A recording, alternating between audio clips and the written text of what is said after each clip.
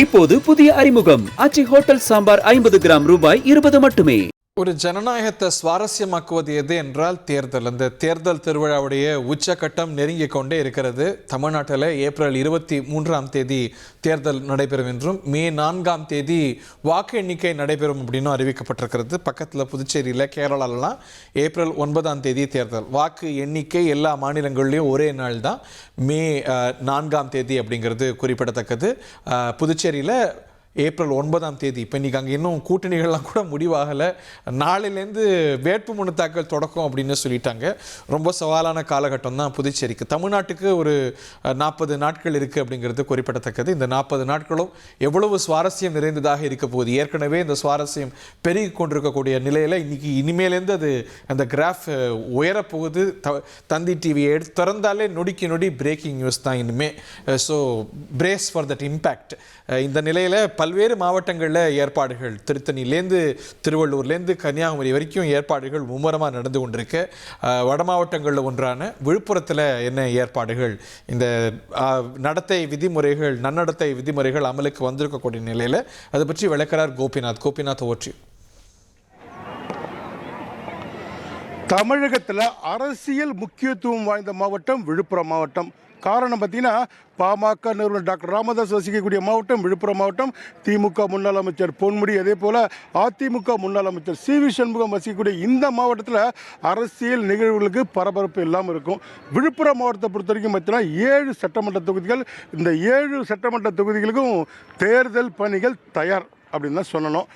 கடந்த முறை பார்த்தீங்கன்னா 4 இடங்களில் திமுக வெற்றி பெற்றிருக்காங்க, 2 இடங்களில் அதிமுக, ஒரு இடத்துல பாமக வெற்றி பெற்றிருக்காங்க. தேர்தல் தேதி அறிவிக்காச்சு. அனைத்து பணிகளும் தயாராக தொடங்கியிருக்குன்னு சொல்லலாம். விழுப்புரம் மாவட்ட தேர்தலில் ஷேக் அப்துல் ரஹ்மான் இவர் பார்த்தீங்கன்னா கடந்த 1 மாத காலமாகவே வாக்குச்சாவடி மையங்களை பார்த்துருக்காரு, வாக்கு எண்ணும் மையங்களை பார்த்துருக்காரு. அதற்கான அனைத்து ஏற்பாடுகளும் தயார் நிலையில் வச்சுருக்காரு. நமது ஒளிப்பதிவாளர் பிரேசுடன் காட்டக்கூடிய காட்சிகள் பார்த்தீங்கன்னா, விழுப்புரம் மாவட்ட ஆட்சியர் அலுவலகத்தில் ஃப்ளையிங் ஸ்குவாடுக்கான வாகனங்கள் அனைத்தும் தயார் நிலையில் இருக்குன்னு சொல்லலாம். ஒவ்வொரு தொகுதிக்கும் மொத்தம் 9 ஃப்ளையிங் ஸ்குவாட் இருக்காங்க. அதே போல் பார்த்தீங்கன்னா நிலை கண்காணிப்பு குழு மொத்தம் 9. ஒவ்வொரு தொகுதிக்கும் 7 வாகனங்கள் தற்போது தயார் நிலையில் இருக்குது.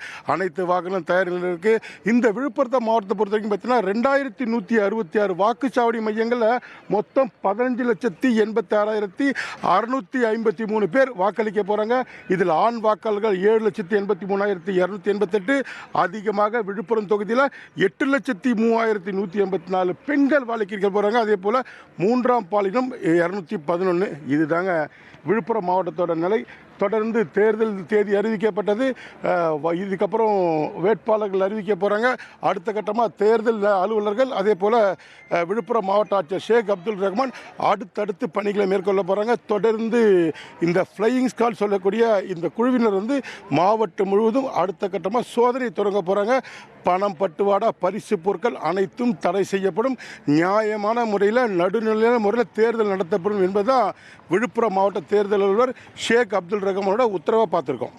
ரொம்ப அழகாக உங்கள் ஸ்டைலில் ரொம்ப தெளிவாக விளக்கி சொன்னீங்க. விழுப்புரத்தில் இருக்கக்கூடிய முக்கியத்துவம், அது எவ்வளோ முக்கியத்துவம் வாய்ந்த மாவட்டம் பொலிட்டிக்கல் அப்படின்னு. ஒவ்வொரு மாவட்டத்துக்கும் இந்த மாதிரியான சிறப்புகள் உண்டு. Thank you very much Gopinath. இப்போது புதிய அறிமுகம் ஆச்சி ஹோட்டல் சாம்பார் 50 கிராம் ரூபாய் 20 மட்டுமே.